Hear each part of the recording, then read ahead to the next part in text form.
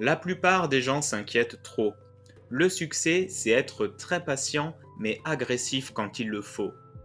Dans cette vidéo, je vais partager avec vous 5 points ou constats que vous serez souvent amené à observer sur le marché et quelles sont les réactions ou plutôt les comportements qu'il faut avoir quand on rencontre ces constats-là ou quand on est face à ces situations-là. Alors, le premier point que je vais aborder ici, c'est que généralement, vous allez tomber sur des prévisions économiques. Donc, des gens vont essayer de vous dire ce qui va se passer dans le futur concernant la macroéconomie. Les gens s'emballent et commencent par essayer de prédire le marché boursier. C'est une perte de temps totale. Personne ne peut prédire le marché boursier. Donc, si on sera en récession ou pas, si le crédit bancaire sera plus cher, si telle industrie va performer en général moins que le reste que les autres industries, ou ce genre de prévisions-là.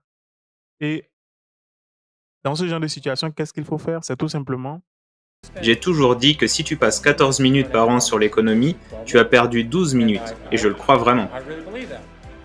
il faut ignorer ce genre de prévisions-là. Je l'ai déjà dit ici une fois, la macroéconomie ne rentre pas en ligne de compte pour notre analyse, notre stratégie d'investissement. Donc, nous ne prenons pas en compte les Anglais appellent littéralement des forecasts. Pour nous, ça ne veut rien dire. Notre approche est littéralement bottom-up. C'est-à-dire, ce qui nous intéresse, c'est ce qui se passe dans la vie de l'entreprise, ce qui touche directement les fondamentaux de l'entreprise. Tant que l'information macroéconomique n'a pas d'impact direct sur les fondamentaux de l'entreprise, on peut zapper, tout simplement.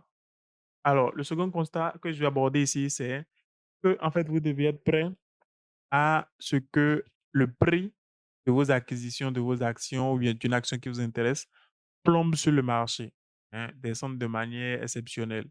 C'est ce qui est en train de se passer, par exemple, avec Coris Bank, qui, selon moi, est une action extraordinaire, mais le prix ne cesse de diminuer.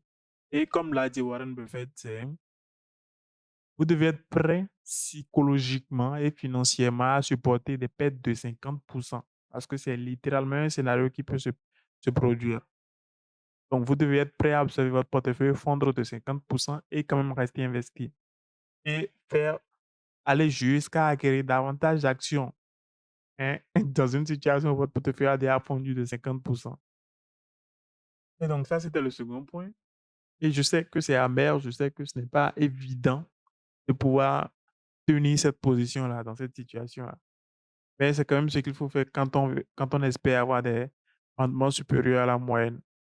Alors, en troisième position, c'est vous devez comprendre que le marché est par nature, ou plutôt les investisseurs du marché sont très souvent pessimistes. Ça veut dire quoi? Ça veut dire que vous allez avoir des gens qui vont, pour une raison ou pour une autre, paniquer ou bien être pessimistes au point de placer des actions de qualité, des actions extraordinaires à des prix juste insignifiants. Des prix tellement bas que vous ne comprenez pas comment ça, cette action-là peut se retrouver à ce prix-là. Et c'est un truc que vous devez juste accepter. Parce que généralement, si vous ne l'acceptez pas, qu'est-ce qui se passe? Vous allez bien vous rendre compte de l'opportunité, de la qualité de l'action, mais vous n'achetez pas parce que quelque part, vous vous dites qu'il doit y avoir une raison qui justifie que cette action soit à ce prix-là. Vous voyez? Ou ce genre de truc-là. Et quelque part, je me dis que c'est en fait ce qui est en train de se passer avec Etit. Le titre EcoBank Transnational, euh, le siège de EcoBank, enfin, je dis le siège, le groupe lui-même, EcoBank, qui est au Togo. Alors, donc, je crois que moi, je ne vois pas pour quelle raison, par exemple, cette action-là devrait être à un pair de entre un et 2. Donc, ça me paraît complètement incongru. Je n'arrive pas à comprendre. Si vous avez trouvé une raison qui justifie ça, dites-moi. Mais moi, je n'arrive pas à comprendre et je crois que la seule raison pour laquelle c'est un super là, c'est parce que pour les gens qui se rendent compte en fait des fondamentaux de l'entreprise qui viennent voir le père, se disent, il doit y avoir une autre raison qui justifie ça en fait. Et je suis sûr que c'est ça qui maintient en fait cette action à ce coup-là. Dites-moi en commentaire si peut-être vous avez une raison qui justifie ça. Je suis bien curieux. Alors, le quatrième point que je vais aborder ici, c'est qu'un marché baissier ou un marché déjà bas, hein, donc à la suite d'une longue période baissière, Ce n'est pas un marché à fuir. Non. Au contraire, c'est un marché qui présente d'énormes opportunités à saisir. La plupart des gens s'inquiètent trop. Le succès, c'est être très patient mais agressif quand il le faut. En fait, on pourrait compléter cette citation avec celle-ci. Quelques occasions extraordinaires se présenteront à celui qui fouille avec un esprit curieux et qui aime les situations comportant plusieurs variables. Tout ce qu'il lui faudra par la suite, c'est la volonté de parier gros, en utilisant les ressources accumulées grâce à la prudence et à la patience. Donc, à la BFVM actuellement, on est, comment on dit, à la fin ou bien à la suite d'une longue période baissière. Je ne vais pas dire fin parce que je ne sais pas si c'est fini. Donc, à la suite d'une longue période baissière, ce n'est pas le moment de se retirer du marché pour aller mettre l'argent sous le matelas ou bien quitter le marché pour espérer revenir quand ça va commencer par monter. Ce n'est pas du tout le bon mindset à avoir quand on veut battre le marché. Au contraire, c'est maintenant que les opportunités sont présentes et finalement, ce que les gens font en dehors du marché, tout le monde comprend que quand un article est en vente, est en promotion, quand les prix sont bas, que c'est là qu'il faut acheter. Hors de la bourse, tout le monde sait ça et tout le monde l'adopte d'une manière ou d'une autre. En liquidation, on achète. Mais quand on vient en bourse et que les prix des actions baissent de manière vraiment considérable, là, les gens ne se sont plus vraiment intéressés. Les gens commencent pas à avoir peur et commencent pas à vendre leur position. Alors que de toute évidence, ce n'est pas la stratégie la plus rationnelle. Donc, comme le dit quelqu'un, les mots, le mot economicus n'existe pas. Enfin, si vous êtes familier aux articles en finance, il y a ce qu'ils appellent l'homo economicus, un homme qui est normalement rationnel et qui prend toujours les meilleures décisions financières. Il n'existe pas dans la réalité.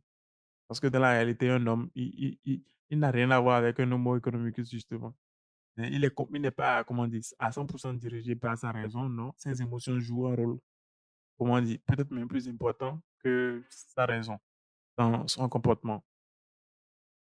Alors, et le cinquième point que je vais aborder ici, c'est vous devez accepter que vous ne pourrez pas acheter les actions à leur prix les plus bas. Ça veut dire, j'entends souvent cette enfin, citation qui dit quoi, on n'essaie pas d'attraper un couteau qui tombe, mais c'est justement ce qu'il faut faire en fait. C'est justement ce qu'il faut faire. Parce que la stratégie, c'est quoi? C'est d'acheter et quand le prix devient plus attractif, vous achetez davantage. Plus attractif, ça veut dire quoi? Quand ça tombe davantage, quand ça tombe encore plus bas, là, vous achetez. Mais vous n'avez aucune conviction que ça a fini de tomber. On est d'accord? Ça peut rester, comment dire, stable. L'action peut rester sur un plat, ne pas bouger pendant un an et commencer par tomber l'année qui suit. On est d'accord? Donc, peu importe là où vous achetez, vous n'avez aucune conviction que ça ne va pas tomber davantage. Donc, vous n'allez pas vous dire, bon, je ne sais pas si ça va tomber davantage, donc je n'achète plus parce que je ne vais pas acheter un truc qui tombe. Donc, si vous avez ce, comment dire, mindset là, c'est clair que vous ne pourrez pas acheter si l'action tombe davantage et profiter des opportunités encore meilleures, hein, par rapport à celles que vous avez déjà. On est d'accord? Donc, vous devez accepter d'acheter un couteau qui tombe littéralement, d'acheter, d'attraper un couteau qui tombe. Quitte à vous blesser, vous devez l'attraper. Ah, en fait, c'est là toute opportunité. Alors, c'est les points, les constats que je voulais partager avec vous. Dites-moi, je suis sûr, il y a plein de gens qui ne sont pas d'accord avec plein de points. Dites-moi en commentaire, je veux savoir quels sont vos avis à vous. Et comme quelqu'un l'a suggéré, n'oubliez pas de liker les vidéos. Ciao.